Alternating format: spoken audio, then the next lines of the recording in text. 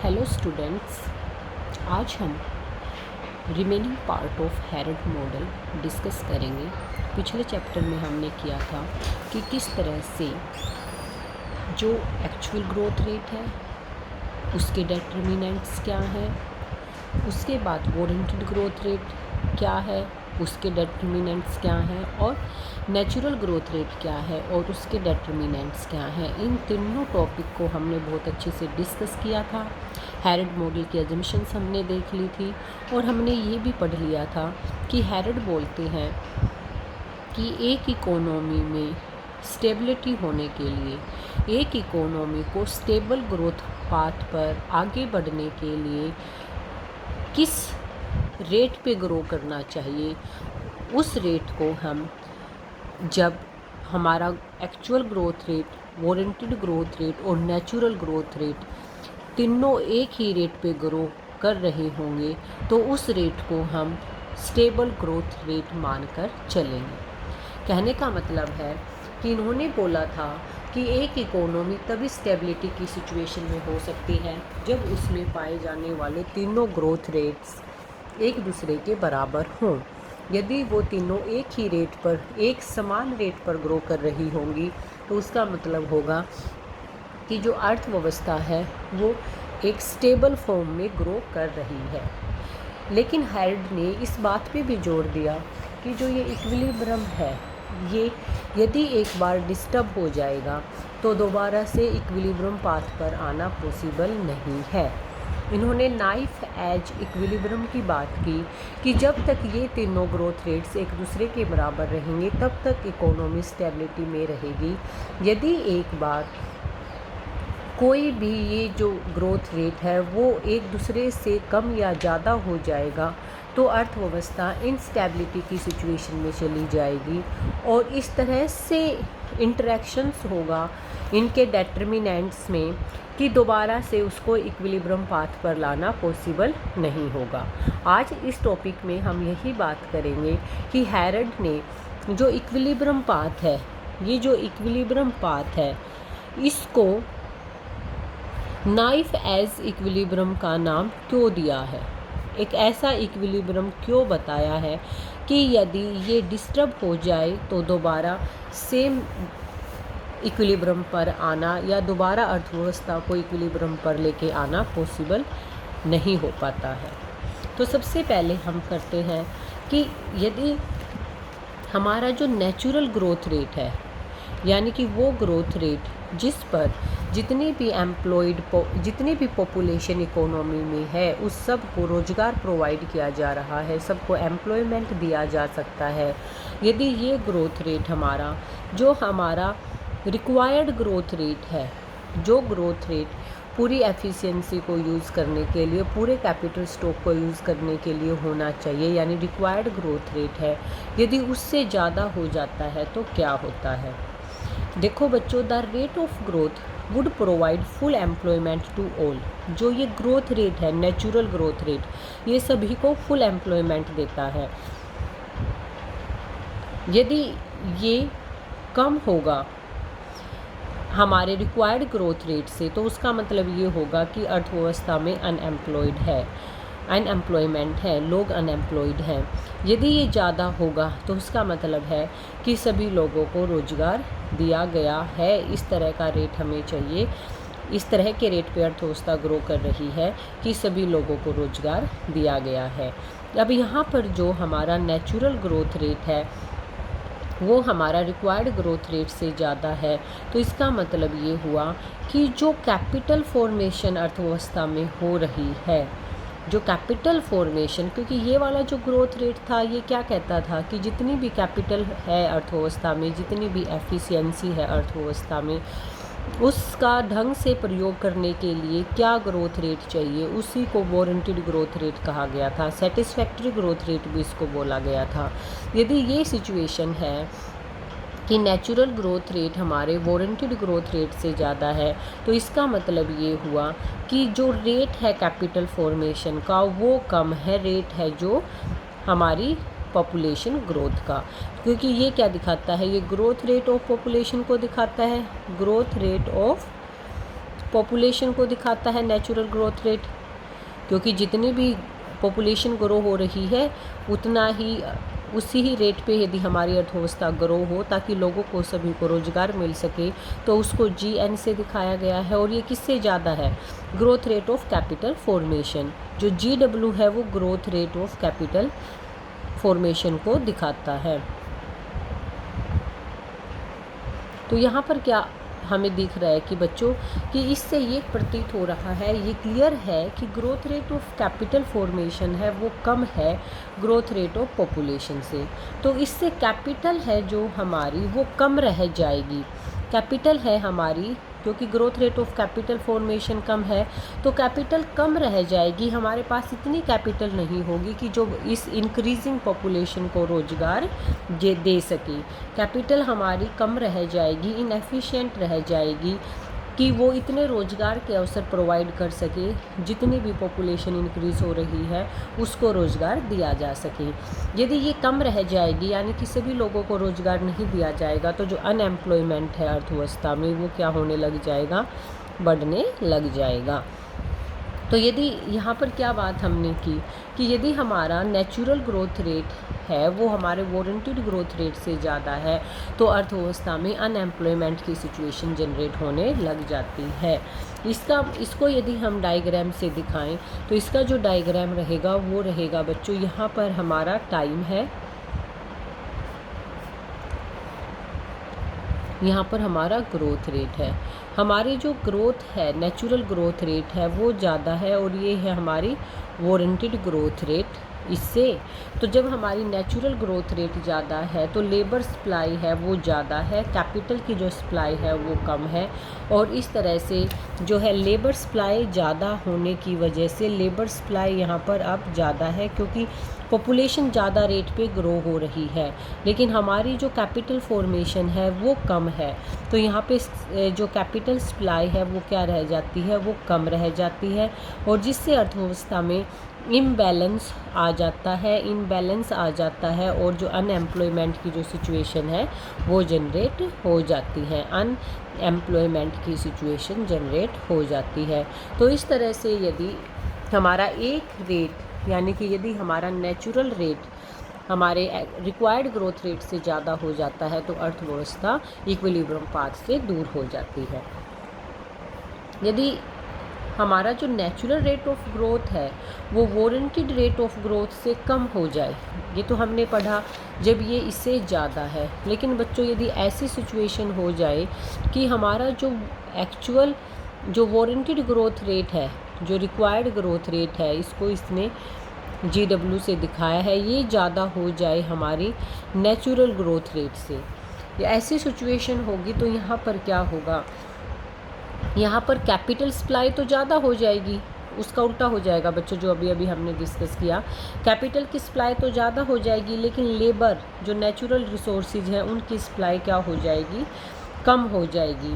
तो जब कैपिटल, लोगों के पास कैपिटल फॉर्मेशन तो है, एंटरप्रेन्योरर है जो उद्यमी, उसके पास कैपिटल तो है, लेकिन उसको लेबर नहीं मिल रही है काम करने के लिए, उसको रिसोर्सेज नहीं मिल रही हैं काम करने के लिए, तो ऐसी सिचुएशन में जो एंटरप्रेन्योरर है वो उदास हो जाएगा और वो एक ऐसे रेट को कोशिश करेगा जिस रेट पर वो हमेशा कोशिश करेगा कि इस तरह से ग्रो करे ताकि जो ज़्यादा से ज़्यादा लोगों को वो रोज़गार दे सके। लेकिन क्योंकि पॉपुलेशन ग्रो ही कम रेट पे कर रही है तो उसके पास लेबर की जो शॉर्टेज है वो हमेशा बनी रहेगी।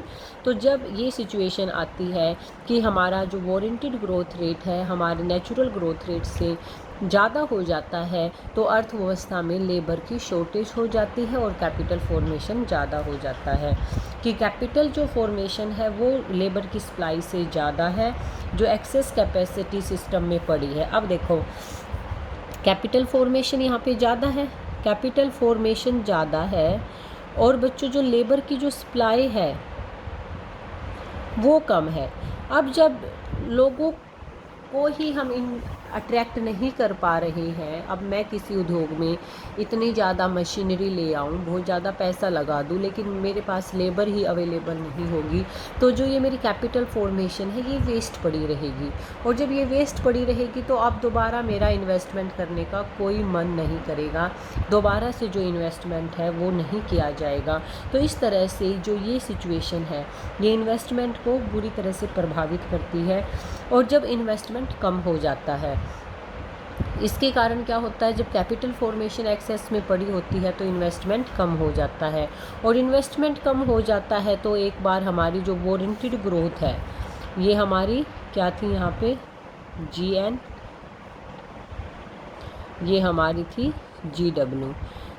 ओके, कहते हैं कि एक बार जब क्या होता है कि इन्वेस्टमेंट कम होने की वजह से जो ग्रोथ है वो फिर से क्या होने लग जाती है, दोबारा से उसमें कमी आने लग जाती है। अब मेरे पास एक्सेस में कैपिटल पड़ी थी, मैंने और इन्वेस्टमेंट नहीं किया, तो इससे क्या हुआ, जो कैपिटल फॉर्मेशन की प्रोसेस है उसमें सेटबैक आ जाता है, वो कम हो जाती है।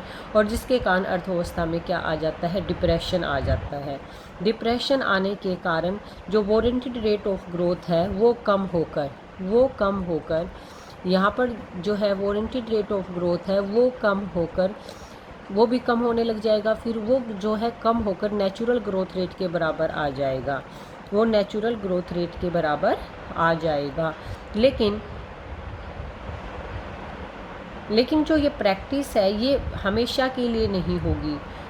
क्यों? क्योंकि एक्चुअल में जो रिक्वायर्ड ग्रोथ रेट है वो हमारे नेचुरल ग्रोथ रेट से ज़्यादा है। एक बार तो हमारा जो रिक्वायर्ड ग्रोथ रेट है वो इन्वेस्टमेंट कम होने से उसमें कमी आती है, लेकिन फिर एक पॉइंट पे पहुंचने के दोनों एक दूसरे के बराबर हो जाते हैं, लेकिन कुछ देर बाद फिर से क्योंकि पॉपुलेशन बहुत कम रेट पे ग्रो कर रही है तो वो दोबारा से उसी पॉइंट पर आ जाता है। फिर यहाँ पर कैपिटल फॉर्मेशन एक्सेस में रह जाती है, इन्वेस्टमेंट नहीं किया जाता, जिसके कारण रिक्वायर्ड ग्रोथ रेट कम होकर इस पॉइंट पर आ जाती है जहाँ पर दोनों एक दूसरे के बराबर हो जाते हैं।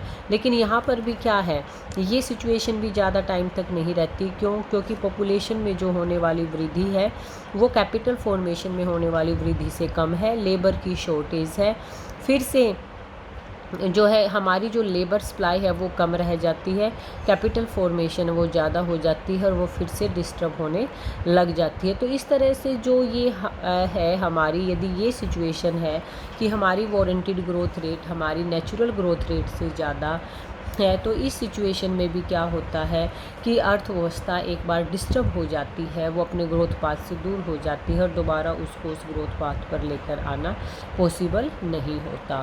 तो ये वारंटेड ग्रोथ रेट है वो कभी भी, और यहाँ पर ये बच्चों ये मत सोचना कि जो मैंने वारंटेड ग्रोथ रेट है वो नीचे ही क्यों बनाई है, जबकि वारंटेड ग्रोथ रेट तो नेचुरल ग्रोथ रेट से ज़्यादा है। तो इसका रीज़न ये है कि जो वारंटेड ग्रोथ रेट होती है वो कभी भी लंबे टाइम तक नेचुरल ग्रोथ रेट से ज़्यादा नहीं होती, क्योंकि जब यहाँ पर एक्सेस कैपेसिटी पड़ी होती है फॉर्मेशन की, तो ये जो इन्वेस्टमेंट है, जब एक्सेस कैपेसिटी पड़ी रहती है तो इन्वेस्टमेंट को कम कर देती है, और इन्वेस्टमेंट को कम कर देती है तो फिर से जो ग्रोथ कम होकर हमारे जो नेचुरल ग्रोथ रेट है उसके बराबर आ जाती है। यानी कुछ टाइम के लिए ये डिस्टर्ब हो सकती है, कुछ टाइम के लिए ये नेचुरल ग्रोथ रेट से से ज़्यादा हो सकती है, लेकिन लंबे टाइम तक ये इससे ज़्यादा नहीं रहेगी। ये इसके पास आती रहेगी, फिर ज़्यादा हो जाएगी, इसके पास आती रहेगी और फिर ज़्यादा होती जाएगी। तो इस तरह की जो डिस्टर्बेंस है वो अर्थव्यवस्था में चलती रहेगी। अब तीसरी जो सिचुएशन है, तीसरी सिचुएशन में क्या बोला गया है कि जो एक्चुअल ग्रोथ रेट है, जो हमारा एक्चुअल ग्रोथ रेट था जी, यदि वो ग्रेटर है वारंटेड ग्रोथ रेट से, जो हमारा एक्चुअल ग्रोथ रेट है यदि वो हमारे वारंटेड ग्रोथ रेट से है तो क्या होगा। देखो बच्चों, मैं पहले करा चुकी हूँ ये वाली चीज़ कि जब actual growth rate warranted growth rate से ज़्यादा है तो इसका मतलब वारंटेड कैपिटल जो फॉर्मेशन की ज़रूरत है वो हमारे नॉर्मल कैपिटल फॉर्मेशन से ज़्यादा है, क्योंकि ये इसके उल्टा होती है। जो जी होता है एक्चुअल जो ग्रोथ रेट है वो S/C के बराबर है, और जो जी डब्ल्यू है वो भी एस अपॉन सी आर के बराबर है। यदि ये चीज़ इससे ज़्यादा है तो ऑटोमेटिकली, क्योंकि इसमें इन्वर्स रिलेशन है, इसमें भी इन्वर्स रिलेशन है, यदि जी हमारा जी डब्ल्यू से ज़्यादा है तो इसका मतलब ये हुआ सी आर हमारा सी से ज़्यादा है। तो यदि हमारी जो है एक्चुअल ग्रोथ रेट है वो वारंटेड ग्रोथ रेट से ज़्यादा हो जाती है तो इससे क्या, एक्चुअल ग्रोथ रेट भाई लोगों के पास जो आज के टाइम इनकम आ रही है वो बहुत ज़्यादा है, इनकम बहुत ज़्यादा है तो वो डिमांड ज़्यादा करेंगे और डिमांड ज़्यादा होगी तो इसकी वजह से क्या हो जाएगा, इन्फ्लेशन अर्थव्यवस्था में बढ़ जाएगा। इन्फ्लेशन बढ़ जाने से जो एक्चुअल कैपिटल है, इन्फ्लेशन बढ़ जाएगा और ये जो हमारी एक्चुअल कैपिटल है, ये हमारी एक्चुअल कैपिटल है जो हमारे पास आज की कैपिटल है और ये हमारी रिक्वायर्ड कैपिटल है। यहाँ पे तो इन्फ्लेशन बढ़ चुका है और हमारी जो एक्चुअल कैपिटल है वो हमारी रिक्वायर्ड कैपिटल से क्या है, कम है। तो इस एक्चुअल कैपिटल को बढ़ाने के लिए फिर से क्या किया जाएगा, इस एक्चुअल कैपिटल को बढ़ाने के लिए फिर से इन्वेस्टमेंट किया जाएगा। लेकिन इन्वेस्टमेंट करने से कैसा रिजल्ट आएगा, रिजल्ट यही आएगा कि जी है जो जी डब्ल्यू से ज़्यादा रहेगी, कि एक्चुअल ग्रोथ रेट है वो वारंटेड ग्रोथ रेट से क्या रहेगा, ज़्यादा रहेगा। उससे ज़्यादा रहेगा तो सीधी बात है फिर से अर्थव्यवस्था में क्या सिचुएशन होएगी, इन्फ्लेशन होएगा।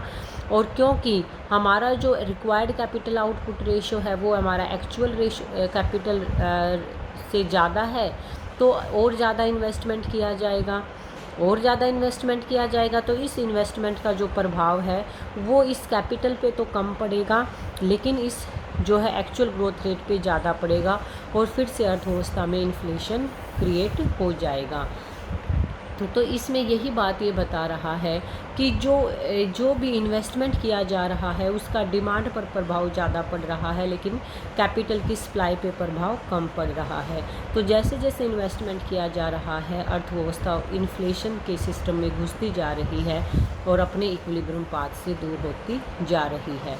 तो ये देखो यहाँ पर क्या कोशिश की जा रही है, कोशिश की जा रही है कि इन दोनों को बराबर किया जाए, सी आर और सी को बराबर किया जाए, जी और जी डब्ल्यू को बराबर किया जाए। उसको करने के लिए क्या किया जा रहा है, इन्वेस्टमेंट किया जा रहा है। लेकिन इस इन्वेस्टमेंट से ये एक दूसरे के बराबर होने की बजाय इनका जो गैप है वो और बढ़ता जा रहा है, क्योंकि जो इन्वेस्टमेंट का प्रभाव है वो इस कैपिटल फॉर्मेशन को इसके बराबर लाने में कम है, जबकि जी को जी डब्ल्यू से बढ़ाने में ज़्यादा है।